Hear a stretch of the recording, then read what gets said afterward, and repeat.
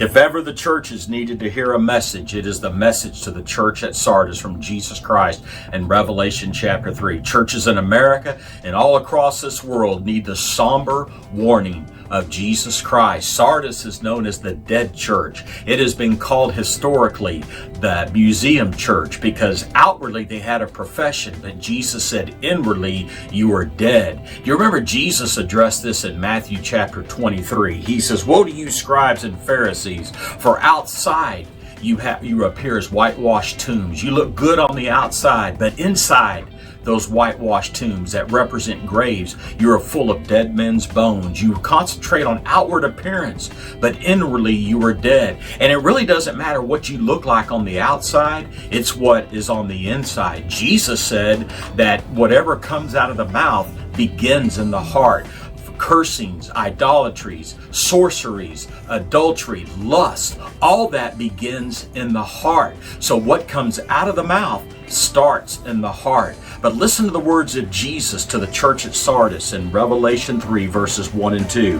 He says, to the angel of the church in Sardis write, the angel is the pastor or the elder or the lead preacher in this church. He says, these things he who has the 7 spirits of God and the 7 stars, I know your works, that you have a name, that you are alive, but you are dead. Now the 7 spirits of God, remind you, does not refer to that there are 7 gods or 7 Jesuses in heaven. The 7 represents the complete, perfect knowledge of the Holy Spirit, His counsel, His strength, His presence, His power, His knowledge, His superior knowledge of things past, present, and things to come. Jesus is perfect in all His ways. There is nothing that escapes the knowledge of God. That's why you see this reference in Revelation, the 7 spirits of God. It describes His completeness, His perfect knowledge. And He says to the church at Sardis, I know your works, that you have a name, that you are alive, but inwardly you are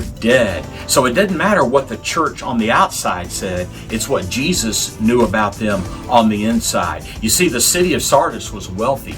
There was an old expression that started way back in the time of the book of Revelation. It was called as rich as Croesus. And Croesus was the king of Sardis. And the whole city was arrogant because of their abundance of gold and wealth from a nearby river. They were also arrogant because they sat atop of Mount Tmolus. And that was a mountain that rose around 15 to 1,600 feet above sea level. They thought nobody could attack them.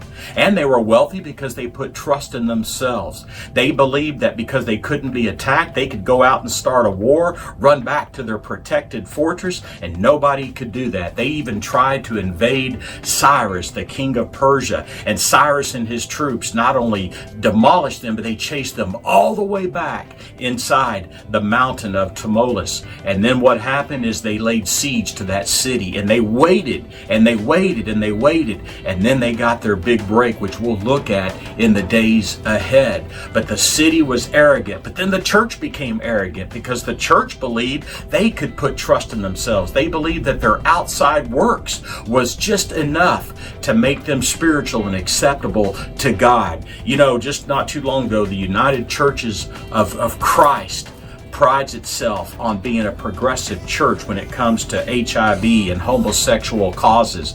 And they began to hand out condoms, and they handed out needles at their places of worship. And they even criticized evangelicals for preaching the gospel of Jesus Christ because they said, we don't have the right to tell people how to live. We don't have the right to condemn people. And you know, this was a church that's supposed to be a place of worship, but was really a place of the world and a place of no standards. And this, while it called itself a church, is really dead on the inside. And as I've said many times before in our study, the message to the 7 churches are built around churches that existed historically, but are churches that reflect behavior, characteristics, and personalities of the present and the churches in the future. So Jesus tells this church, outwardly you look good, but inwardly you're dead. And you know, millions and millions and millions of dollars are spent on makeup every year. People have facelifts, they have tummy tucks, they have all kinds of cosmetic surgeries and alterations. But no matter what they look like on the inside, God knows the heart. And I'm glad God knows my heart, and God knows your heart. He knows whether Jesus is in your heart or He's not in your heart. So no matter what you do to convince people how good you are on the outside, God knows who you are on the inside, and He wants all of your heart. Let Him into your life. Let Him clean up the areas of filthiness and dirtiness. Let Him save you and redeem you. God bless you.